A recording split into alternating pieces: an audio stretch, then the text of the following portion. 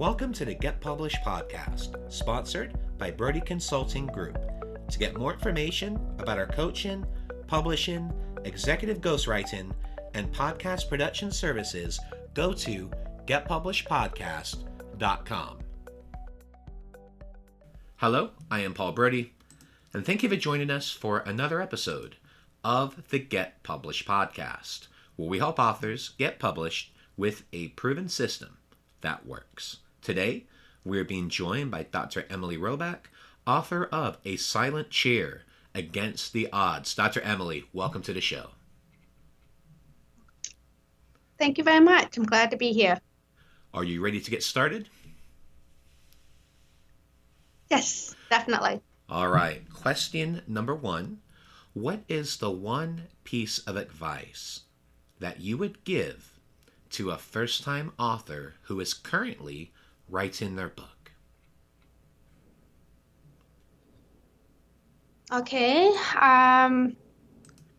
Publishing a book is not easy, and everyone has a story. If you have a story, find a way to publish it. But just simply put, because when you put it out there, there are lessons that you'll learn in the process of writing the book, and it will help you realize that you have so many gifts that you never thought you had. And it requires perseverance, sticking to something once you start it and finishing it. And what do you feel is the hardest part about getting published? Makes you vulnerable. I'm an introvert, and when people look up things online about me, they think I'm this wild, crazy extrovert, right? I live in two worlds, one of silence and one of sound, and it's being able to express myself in such a way that other people can understand what my thoughts are. And I'm sharing my thoughts with the world, and you just it's scary. Well, let's talk about marketing. So please share a marketing strategy that you have used in your book launch that has worked well. Getting up on stage. First of all, once a book is published, people need to know who you are and what your story is about. And they're not going to buy something if there isn't something like a connection been made.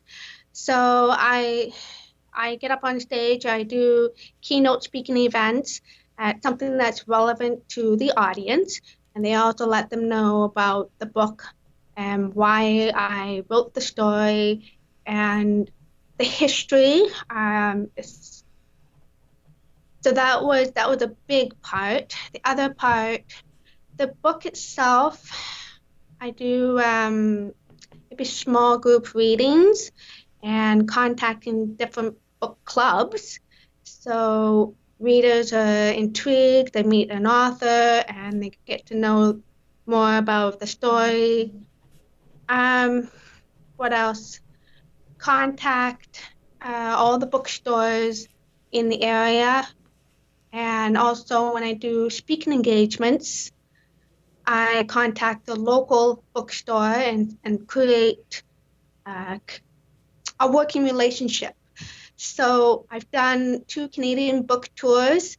I've spoken in 14 different cities, and the book can be found at Indigo, Chapters, city libraries, and universities.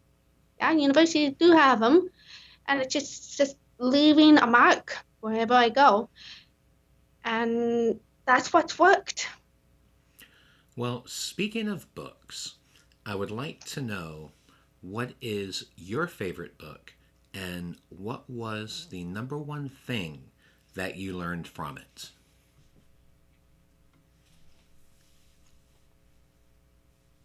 Okay, so my favorite book called One, and I believe that was by Richard Bach, Bach.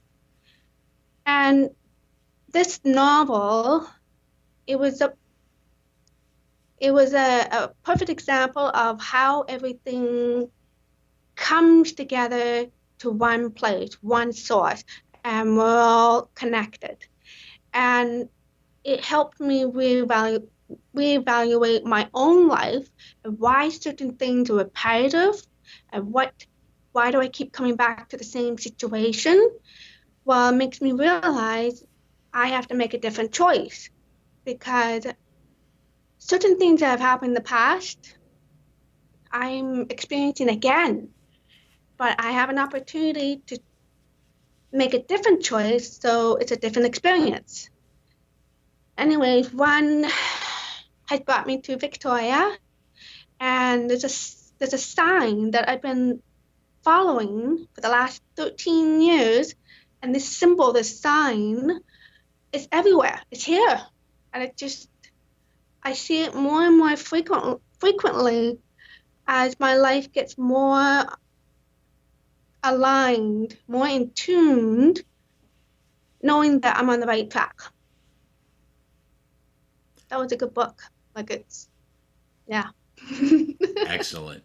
And for our final question, what is your favorite quote and why? Risk everything, you have everything to gain. Risk nothing, you have everything to lose. Why? I will admit I'm a risk taker. And that risk means constantly overcoming my own fears. And I was told I have a bad habit of putting fears in front of me on top of other people's fears. It's like there's certain expectations people have to meet. And sometimes when other people are fearful, like I'm not going to be able to meet that expectation, like, nope, you can't do it. Nope.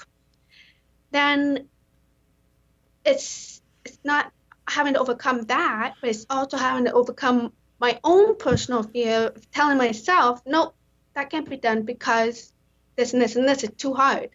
So I started pushing through those fears and finding myself surrounded by very highly enthusiastic, energetic people that are rah-rah all the way through. And that's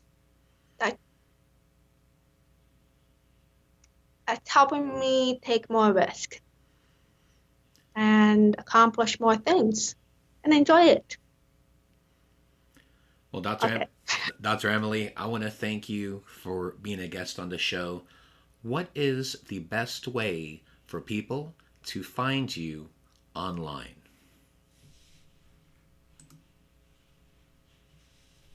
Okay, so I have, you can Google Dr. Emily Roback. I'm all over the internet. Google is my friend. An easier way, email Roback at doctor.com, ROBACK at doctor, DOCTOR.com. And another way is Skype, and the nickname is Chirotrek, CHIROTREK, Chirotrek. So it's a traveling chiropractor. Those are the easiest ways. Well, Dr. Emily, thank you once again for being on the show, and I wish you all the best in your author journey ahead. Thank you very much. I enjoyed it. Thanks again for joining us today. To learn more about how you can be featured in our brand new Get Published business book, go to getpublishedpodcast.com.